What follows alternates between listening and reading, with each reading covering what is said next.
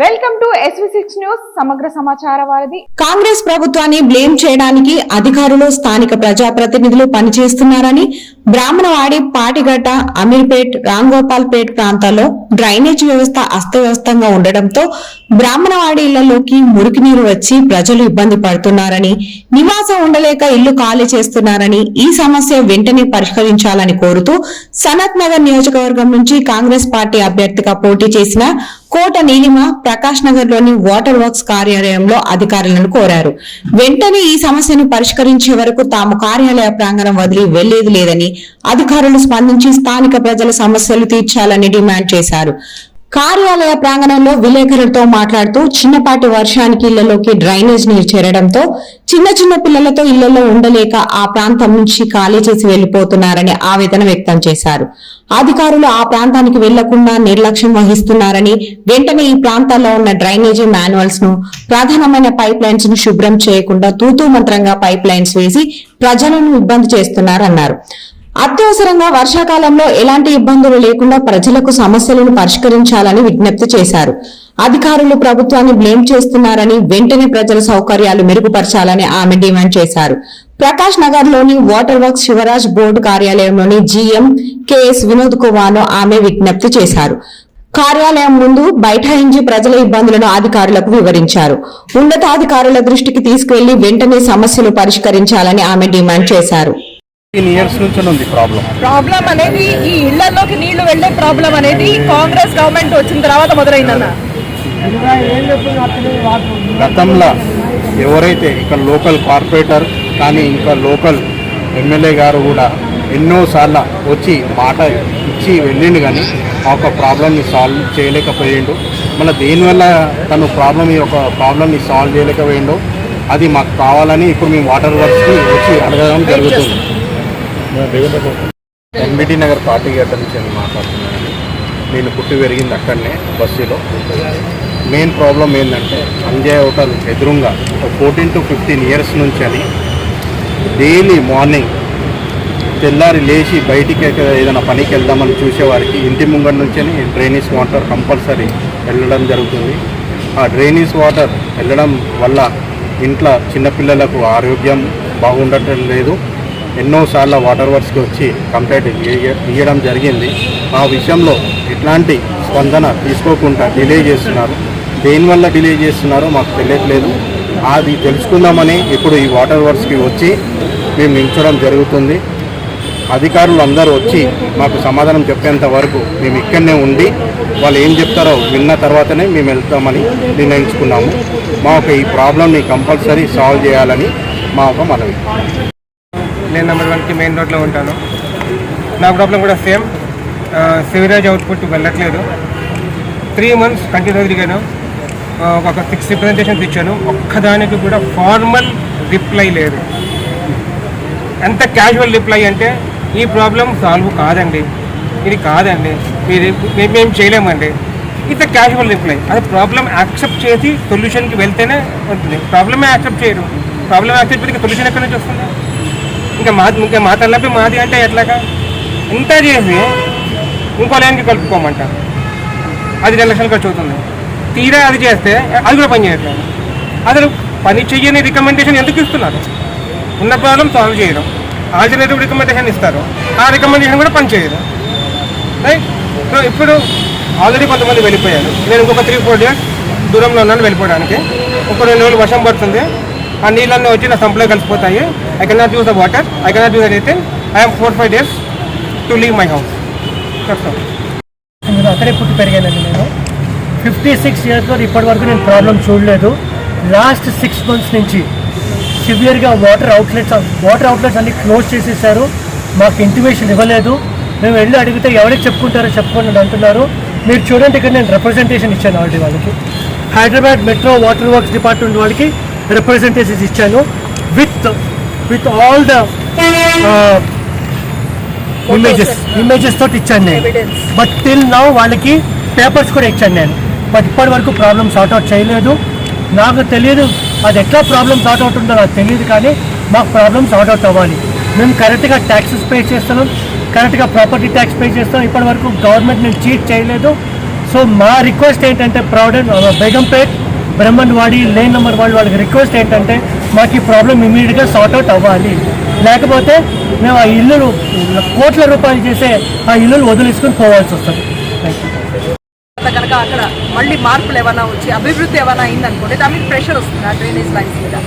అది అయింది కరెక్టే, మన మొత్తం హైదరాబాద్ ఎంతో మారింది, ముందర ఎలా ఉండేది ఇప్పుడు ఎలా అయింది, చాలా డెవలప్ అయింది కరెక్టే. కానీ ఆ ప్రెషర్, ఆ సీవేజ్ ప్రెషర్ అండ్ అలాగే వాటర్, డ్రింకింగ్ వాటర్ సప్లై, ఈ రెండు ఇంటి మీద ఉన్న డిమాండ్ అది ఇంక్రీజ్ చేయడం అనేది ఆ పని ఎవరిది? హైదరాబాద్ వాటర్ వర్క్స్ వాళ్ళు. అది వాళ్ళు తెలుసుకోవాలి, మెజర్ చేయాలి, ఏం ప్రాబ్లమ్స్ ఉన్నాయి, ఎలా సాల్వ్ అవుతున్నాయి అని వాళ్ళు చూసుకోవాలి. వాళ్ళు తెలియలేదు అనుకోండి, ప్రజలు వచ్చి చెప్పినప్పుడు మా ఇంటి బయట 2 నెలల నుంచి నీళ్లు నిండున్నాయి అని చెప్పినప్పుడు సాల్వ్ చేయాలి, అది కూడా చెయ్యట్లేదు. మేమందరం ఇక్కడ నుంచుని ఇవాళ ఆందోళన పడుతుంది ఇదే. మరి మీరు ప్రజాసేవ కోసం ఉన్న డిపార్ట్మెంట్, మీరు అత్యంత కీలకమైన department, sewage and drinking water, అట్లాంటిది మీరు ఈ క్రితం 4 నెలల నుంచే ఇంత పరిస్థితి ఇలా ఎలా దిగజారింది? ఇళ్లలోకి వచ్చిన నీళ్లు కూడా మీరు కనిపించట్లేదా మీకు? మేము ఫోటోలు చూపిస్తున్నాం, వీడియోలు చూపిస్తున్నాం, రిక్వెస్ట్ చేస్తున్నాం, బాబు మాతో పాటు రండి, ఒక్కసారి బ్రాహ్మణవాడికి రండి, మేము చూపిస్తామని. అయినా కూడా స్పందన లేకపోవడం అనేది ఆశ్చర్యజనకం. అందుకనే మేము ఇక్కడ వెయిట్ చేస్తున్నాం. సీనియర్స్ వచ్చి మాకు ఆన్సర్స్ ఇచ్చి ఏదన్నా ఇన్సూరెన్స్ ఇచ్చిన తర్వాత ఇక్కడ నుంచి నడవడం జరుగుతుంది. తీసుకుని వాళ్ళ వచ్చి ఈ హైదరాబాద్ వాటర్ అండ్ సీవేజ్ వాళ్ళని అడగదామంటే ఇక్కడ మేము వస్తున్నామని తెలిసి, స్థానికులు వస్తున్నారని తెలిసి, కాంగ్రెస్ వర్కర్స్ లీడర్స్ వస్తున్నారని తెలిసి ఇక్కడ ఉండాల్సిన ఆఫీషియల్స్ వెళ్ళిపోయారు.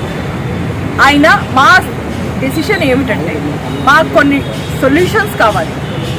వీళ్ళు ట్యాక్స్ పేయర్స్, సామాన్య జనులు కష్టంగా ఇళ్ళు కట్టుకొని 50 ఏళ్ళు 40 ఏళ్లగా ఉంటున్న వాళ్ళకి ఈ రోజునే ప్రాబ్లం ఎందుకు వస్తుంది?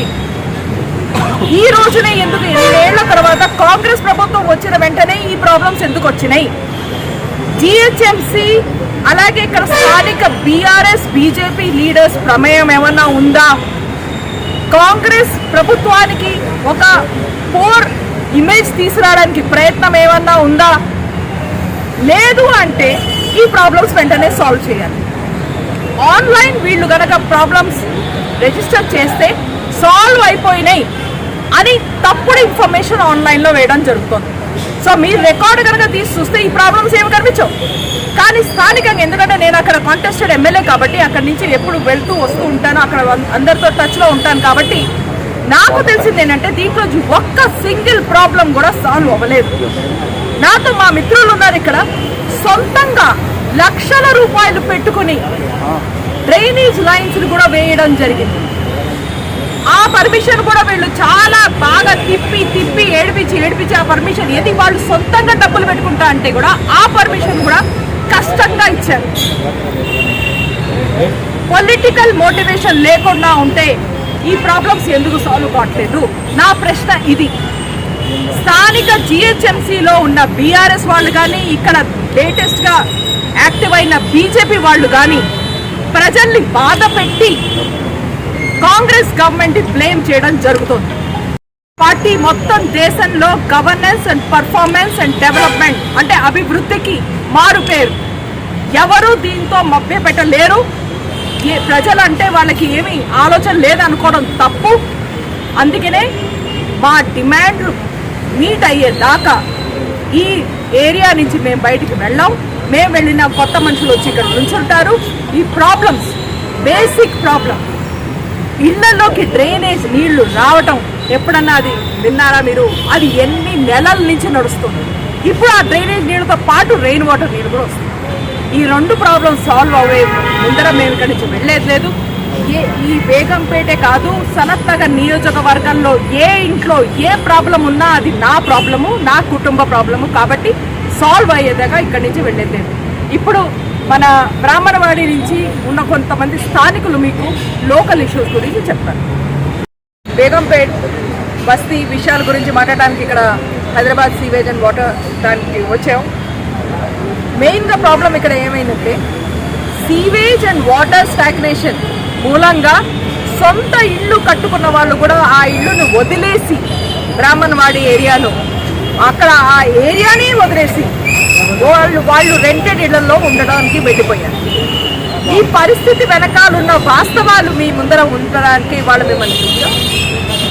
ఇక్కడ drainage and rain water outlets ఎక్కడి నుంచి అయితే డ్రైనేజ్ అండ్ రెయిన్ వాటర్ బయటికి పోతుందో ఆ ఏరియా నుంచి అవి బ్లాక్ అయిపోయినాయి. అది న్యాచురల్గా బ్లాక్ అవ్వలేదు. ప్రైవేట్ ఏజెన్సీస్ అంటే బిల్డర్స్ అలాంటి వాళ్ళు గోడలు కట్టడం, అలాగే ఇంకా సెంట్రల్ గవర్నమెంట్ ఏజెన్సీస్ ఎవరైతే అక్కడ ఇంకా డెవలప్మెంట్ వర్క్ చేస్తున్నారో వాళ్ళ మూలంగా ఆ డ్రైనేజ్ అవుట్లెట్స్ బ్లాక్ అవడం మూలంగా అక్కడ నీళ్లు నిండిపోయి 3-4 ఫీట్ హైట్లో నీళ్లు నిండిపోయి ఇళ్లలోకి వచ్చి వీళ్ళ ఫర్నిచర్స్, వీళ్ళ టీవీలు, బెడ్స్, పిల్లలు వీళ్ళ జీవితాలు అస్తవ్యస్తం అయిన తర్వాత అక్కడ ఉండలేక మళ్ళీ వర్షాకాలం నిన్న మనకు తెలిసినట్టు మాన్సూన్ మొదలైన వెంటనే దీనికి ముందరగా అక్కడ లేన్ 1 బ్రాహ్మణవాడి నుంచి చాలా మంది స్థానికులు వదిలేసి సొంత ఇళ్ళు వదిలేసి రెంటెడ్ ఇళ్లలోకి వెళ్ళిపోవడం జరిగింది.